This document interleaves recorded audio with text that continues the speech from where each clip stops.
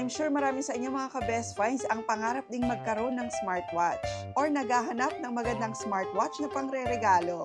Kaya naman sa vlog na to, isang very affordable pero sobrang high-tech na smartwatch ang pag-uusapan natin, ang Halo RS5.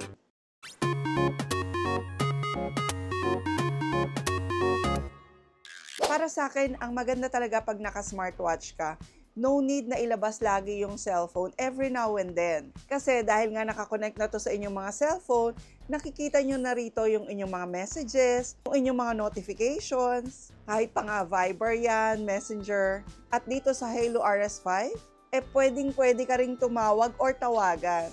Aside from that, etong Halo RS5, meron siyang health monitoring system. So habang suot nyo tong inyong smartwatch, pwedeng-pwede nyong i-monitor sa pamagitan nito ang inyong heart rate, ang inyong blood oxygen level, stress level, pati nga yung inyong mood at ang inyong sleep pattern. Pwedeng-pwede nyang i-record.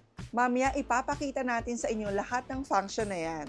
Ang Halo nga pala ay isang global brand na talagang ang expertise nila ay mga smart devices, tulad ng mga smartwatch at mga earbuds. At dito raw sa nilabas nilang Halo RS5 na smartwatch, pinagsama-sama na nila yung style, tech, and fitness. So ganito yung itsura ng Halo RS5. Very modern ang kanyang design.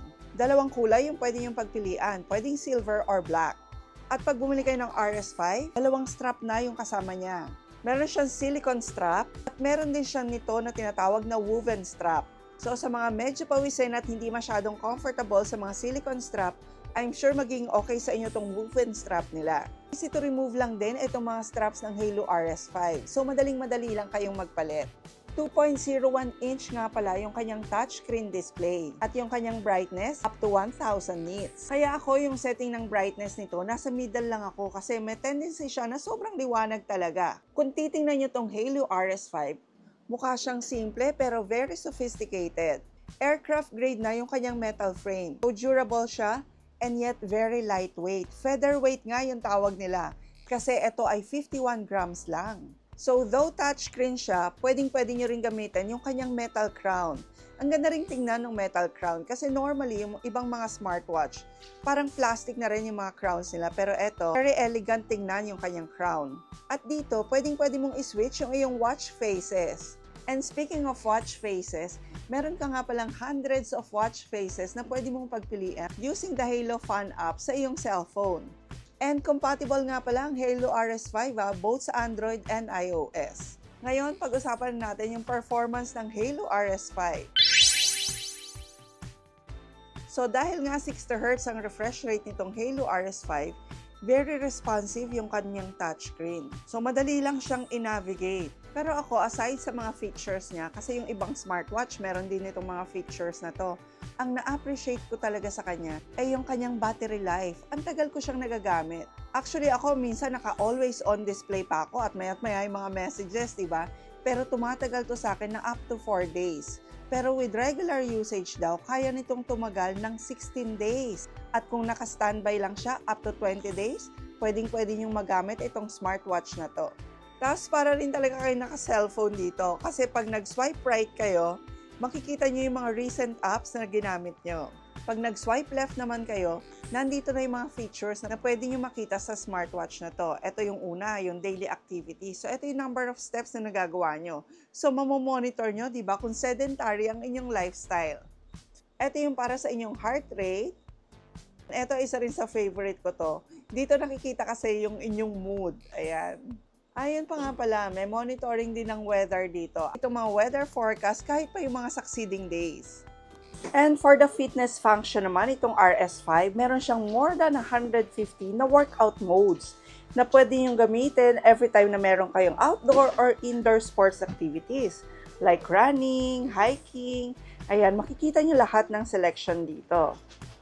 And it really functions smoothly sa kahit na anong activities na nandito. Like this, for example. Ayan, let's see hiking. Okay, when you press that, ayan, makikita nyo na rito yung inyong heartbeat, when you do the activity, yung calories na nababurn nyo, even the steps and the pace, lahat na ng info pwede nyong ma-monitor while doing your sport. So, syempre, sabi nga sa inyo, pwede nyong gamitin to pang tawag at pwede rin kayo ritong tawagan dahil ito ay may microphone at 2-in-1 microchip at nandito rin yung inyong call history. At very accurate din yung kanyang oxygen level monitoring. Kasi nung kinumpare ko yung result sa isang oximeter, halos parehong-pareho talaga sila ng result.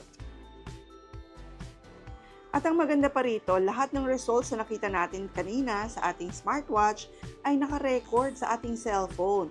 At makikita nyo yung lahat sa inyong Halo Fan app. At meron din pala tong GPS, kaya kitang-kita nyo kung nasan yung inyong smartwatch dito sa inyong cellphone. Tapos dito naman sa settings niya, yung iba pang function na pwede nyo i-explore. Dito nyo matatagpuan yung always on display. Ayan, kung gusto nyo laging naka-display lang yung inyong time sa inyong watch, pwede nyo gawin. Kaso nga lang, syempre, mas madaling malobat pag ganon. Pero sa akin, raise to wake lang talaga ako. Kasi very sensitive naman tong smartwatch na to. Unlike sa mga ibang smartwatch na try na natin, yung tipong ilang beses mo lang tinataas yung iyong wrist, hindi pa nag-on yung display. Etong Halo RS5, very sensitive siya. So marami pa siya actually tools na pwede nyo magamit. Meron pa nga pala siyang calculator. Ako naman, eto nagagamit ko pag bumibili ako sa palengke. Ipapakita ko na rin sa inyo kung gaano siya kalakas during a call. So pag may tumatawag sa inyo, dinig na dinig nyo. Hello? Hello? Ayan. Papunta ka na ba dito? Papunta na. Ayun, di ba? Dinig na dinig during a call. Kaya no need nang ilabas yung cellphone, pwede nandito tumawag sa inyong smartwatch. So ngayon, syempre, I'm sure mga ka-best finds, ang tanong nyo, magkano naman yung Halo RS5 na yan? So ang original price nitong Halo RS5 ay 3,429.